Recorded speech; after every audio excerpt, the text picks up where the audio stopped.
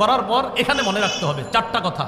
বলেন, সাক্ষ্য, সুপারিশ, প্রতিনিধি, আমানত। সাক্ষ্য, সুপারিশ, প্রতিনিধি নির্বাচন, উকিল নির্বাচন, আমানত, এই চারটা কথা। এবার বলেন, ভোট মানি হলো সাক্ষ্য দেওয়া, সুপারিশ করা, উকিল নিযুক্ত করা, আমানত রক্ষা করা। এই মুহূর্তে আরিফ বিন হাবিব ওলামায়ে কেরাম গণতন্ত্রের উপরে নির্বাচন করে, তা নিয়ে সে কি বলে, কথাগুলো আমরা মনোযোগ দিয়ে শুনি। আউযুবিল্লাহ, জোরে বলি।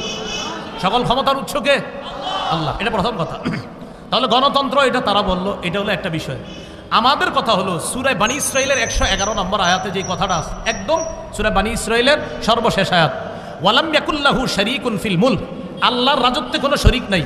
বলেন, আল্লাহর রাজত্বে কি নাই? শরীক নাই। দেশের রাজত্ব কার? এই আল্লাহর রাজত্বে কোনো শরীক নাই। এটা ইসলামী আকীদা যে দেশের রাজত্ব হবে এটা আল্লাহর মালিকানা, এটা গণতন্ত্র, এটা মালিক হবে না। এটা আমাদের ইসলামী মূল্যবোধে বিশ্বাসীদের আকীদা। আচ্ছা, সূরা ইউসুফের 40 নম্বর আয়াতে আছে, ইনিল হুকমু ইল্লা লিল্লাহ। বিচার ব্যবস্থা শুধুমাত্র আল্লাহর পক্ষ থেকে হবে, আল্লাহই বিধানদাতা, আল্লাহই বিধান করবে। কথা সঠিক। এটা হলো প্রথম কথা। দ্বিতীয় কথা, খুব ভালো করে মনে রাখবো, ইসলামী হুকুম অনুযায়ী গণতন্ত্রের যেই বিধান, এই বিধানকে মানতে হবে। এই বিধান না মানার কোনো সুযোগ নাই। ইসলামী হুকুম অনুযায়ী গণতন্ত্রের পক্ষে কেউ না, কোনো ওলামায়ে কেরাম না। এটা হলো দ্বিতীয় কথা।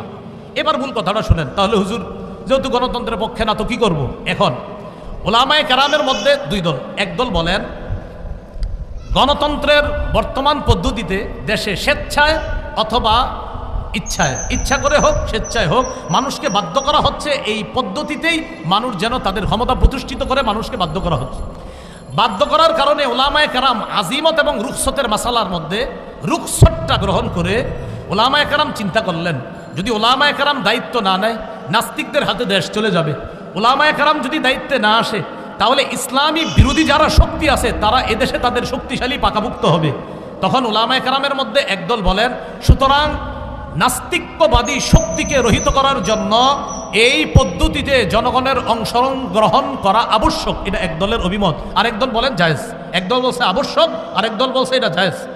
এই পদ্ধতিতে অংশগ্রহণ করে নাস্তিক্যবাদের বিরোধিতা করা এবং আল্লাহর হুকুম পৃথিবীতে প্রতিষ্ঠিত করার জন্য চেষ্টা করা। আমি জানতে চাই, দেওয়া, সুপারিশ করা, উকিল নিযুক্ত করা, আমানত রক্ষা করা। আপনি যে কারো পক্ষে আপনি একটা কথা বলতেছেন যে আমি অমুককে প্রতিনিধি বানাবো, এই প্রতিনিধি বানানোর অর্থ হলো এক নম্বর আপনি তার পক্ষে সাক্ষী দিতেছেন। আপনি তার পক্ষে সাক্ষী দিতেছেন। এই সাক্ষী আপনি তার পক্ষে এটা যে দিতেছেন, এটা বুঝে শুনে আপনি তার পক্ষে সাক্ষী দিতে হবে। এটা হলো এক নম্বর কথা। তো এই যে দ্বিতীয় নম্বর কথা, সুপারিশ করা, সূরা নিসার 85 নম্বর আয়াতে আছে, মাইয়াশফা শাফাআতান হাসানা ইয়াকুল্লাহু নসীবুম মিনহা। যে